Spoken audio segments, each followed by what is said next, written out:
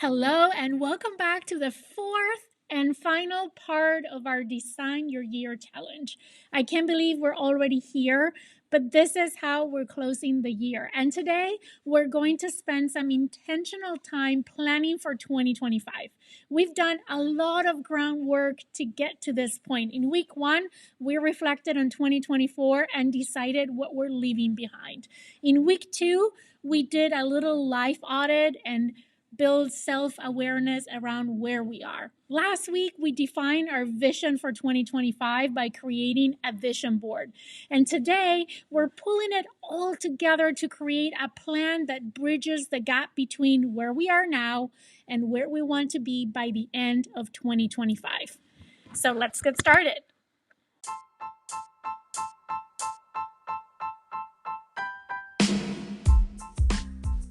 Welcome to the Leading Yourself podcast. This is your host, Carolina de Arriba. I'm an HR professional, health and fitness coach, wife, mom, and above all things, a goal-getter. In this podcast, we're going to be digging into all things leadership, professional and career development, habits, and relationships. This is a podcast for those who want to become the best version of themselves. Those who have big dreams and are willing to embrace the journey and put in the work to achieve them. My goal is to share with you the tools, tips, and tricks to help you in your journey. So let's dig into today's episode. I hope you've been enjoying this challenge as much as I have. Today is part 4 of this Design Your Year challenge, and we're pulling it all together. All the things that we've been working on the last 3 weeks are going to come all together into a plan that is going to help us bridge between where we are now and where we want to be by the end of 2025. Think of it like entering an address in your GPS. You need to know where you're starting, which is determined through the life audit that we did a couple of weeks ago, where you're headed, which is your vision, which we did last week when we created our vision board. And today, we are going to chart the course between those 2 points. I personally love planning. It is one of my favorite things to do. But here's the thing, planning is only half of the battle. A plan is completely meaningless without action. So today, my goal is to give you a simple, high-level approach to planning your year that is going to enable you to dive into 2025 ready to take intentional action towards your goals. Let me share an analogy I heard that resonated with me deeply. Too many of us live life on defense. When you look at your calendar, let me ask you this. Is it filled with your priorities, or is it packed with other people's demands and expectations? I know I've been guilty of this. I say I want to be in control of my life, yet my calendar often tells me a different story. This is why planning is so important. If we don't proactively put our big rocks, the things that matter most, on our calendar first, we risk being overwhelmed by the grabble of other people's priorities.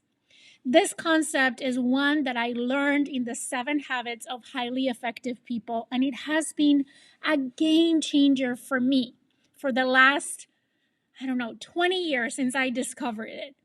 For 2025, I've set a personal goal. I am going to play offense. That means I'm planning for success, for adventure, and the things that bring me joy. Looking back, the memories that excite me the most were the ones that brought me fulfillment, and I want more of those in my life. But here's the caveat. Over-planning can lead to stagnation.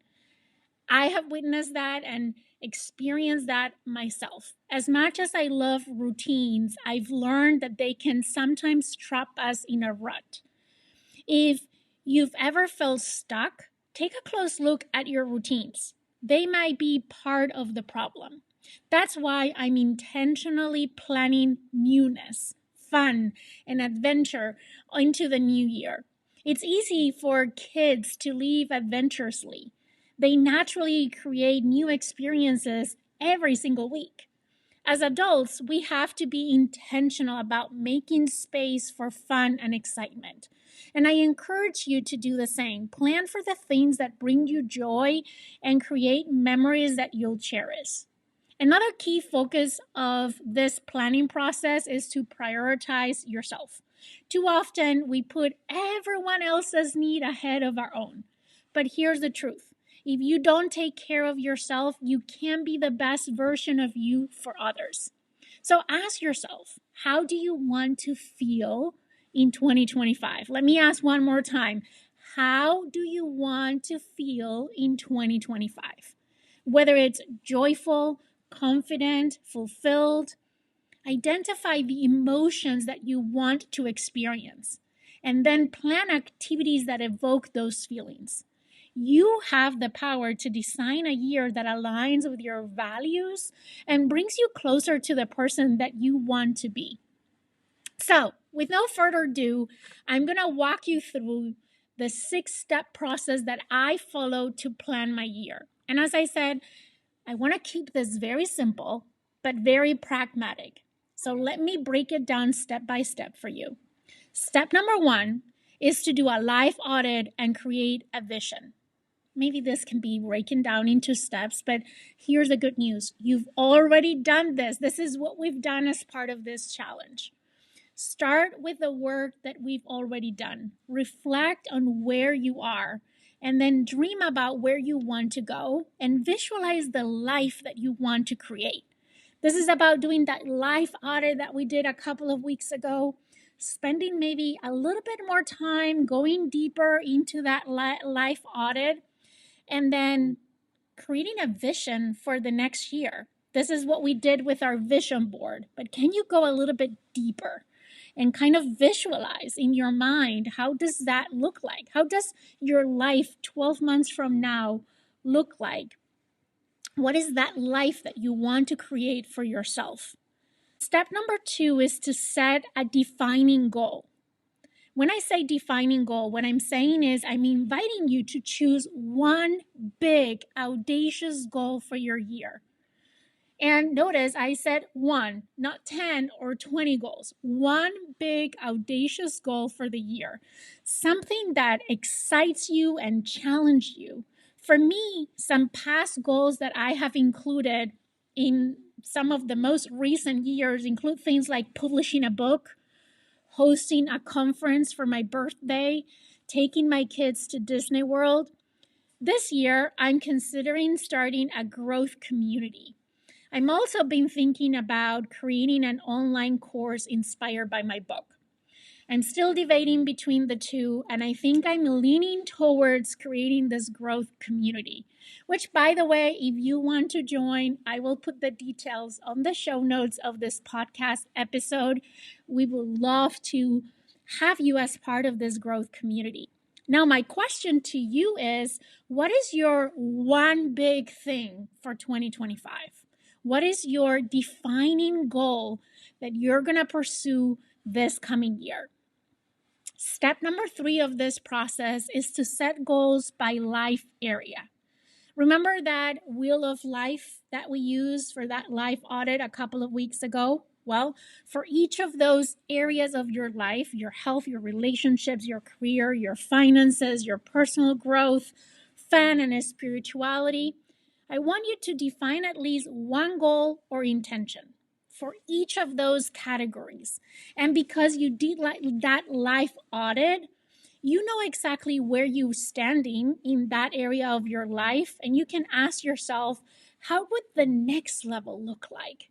And then set a goal or an intention that can take you to the next level in that area, in each area of your life. And then describe what success or fulfillment looks like for each of the areas. So for health, how does success and fulfillment at the next level look for you, for your relationships, for your career, for your finances, for your personal growth, for each of the areas? Step number 4 is to set quarterly goals. I love this idea of quarterly goals because it's a long enough time, but short enough at the same time. I think it's the perfect balance to create goals because It gives you enough time to go deep and do the work and see the results, but it's at the same time short enough that puts that sense of urgency for you to take action. So I want you to break your goals, your annual goals, those goals that you set by each area of your life, into smaller milestones and decide which quarter of the year you're going to focus on each of them. Some goals, like health or relationship, might span the entire year, right? While others might be time bounded to just one quarter. Maybe for fun is all concentrated in one quarter. Maybe is that quarter where spring break and summer lives, right? And you're gonna plan your adventures around that time, your vacations around that time. But that's the idea. You set big goals attached to each area of your life. First of all, you have one defining goal for the year. Then you have goals or intentions by every area of your life. And then you break those into milestones or quarterly goals. Now, step number 5 is to block your calendar. What do I mean by this? What I mean by this is to begin by scheduling your non-negotiables. Maybe it's a vacation, maybe it's family time or a personal project. Maybe some of the key milestones in your quarterly goals. Make sure that right now, as you're doing this planning, you're putting those things on your calendar. This is going to ensure that your priorities take precedence and everything else can fill in the gaps. For example, I always block time for family trips and special events like my kids' birthdays. Those things are always on my calendar as soon as I can. So that way I can protect that time for something that is very important to me, like our family vacation. Step number 6, and the last step in this process, is your weekly actions. I want you to plan time each week to work towards your goals. Yes, you heard it. Plan time each week to work towards your goals. Whether it's recording a podcast, like for me, or exercising, or scheduling quality time with loved ones, make sure these actions are on your calendar. Every week, make sure that you're blocking time to work towards your goals. Because if you don't, your calendar is going to be a reflection of other people's priorities and expectations and not your own.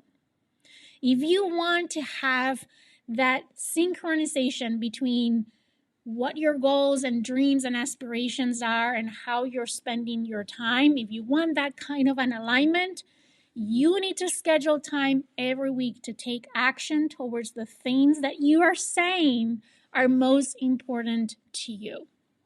That's the 6-step process. Let me walk you through each step very quickly. Step number 1 is to conduct a life audit and create a vision for the next year. Step number 2 is to set one big, audacious, defining goal for the year, something that excites you and challenges you. Number 3 is for each area in that wheel of life, set a goal or an intention. And then describe how success and fulfillment will look like in each of those areas. Number 4, break down your goals into smaller milestones or quarterly goals. Number 5, block your calendar. Schedule all your non-negotiables in your calendar as soon as possible to protect your time. And number 6, plan for weekly actions. Now, a plan, it's never set in stone. Curveballs are going to come, and that is okay. The beauty of having a plan is that it gives you a starting point and a sense of direction. But when life happens, you can pivot while staying aligned with your intentions. So every plan needs to be flexible. As you plan for the end of the year, I want you to ask yourself, what will make you proud in 2025? What memories do you want to create? For me, it's about striking a balance between achievement and adventure, routine and spontaneity, and to build a community and to be able to continue to make an impact to those around me. Now, don't forget that you have some additional tools to help you with all of your planning in 2025. And that is our Notion template that I've created for this challenge. It includes all the tools, all the templates, all the questions that we've discussed along the last 4 weeks to help you plan for your best year yet. And you can download it completely free by using the link on the show notes of this podcast episode. Now, remember, this process that we just talked about is about intention. By prioritizing your goals, scheduling what matters most, and staying open to change, you can design a year that aligns with your values, your vision, and your dreams. I want to thank you for joining me in this Design Your Year journey. I hope you feel inspired and empowered to create a 2025 that excites you and fulfills you. And until next time, keep striving to become the best version of yourself. I'll see you here next week for the very last episode of the year. Can't wait for that. Have a great week.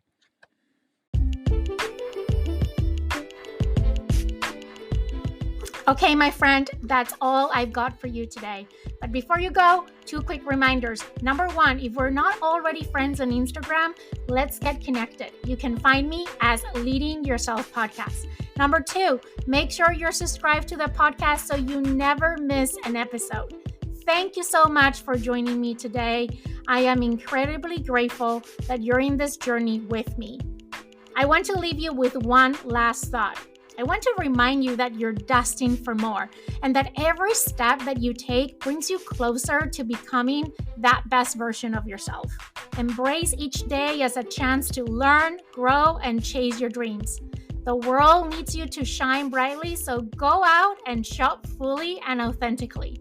Take care, and I'll see you next time.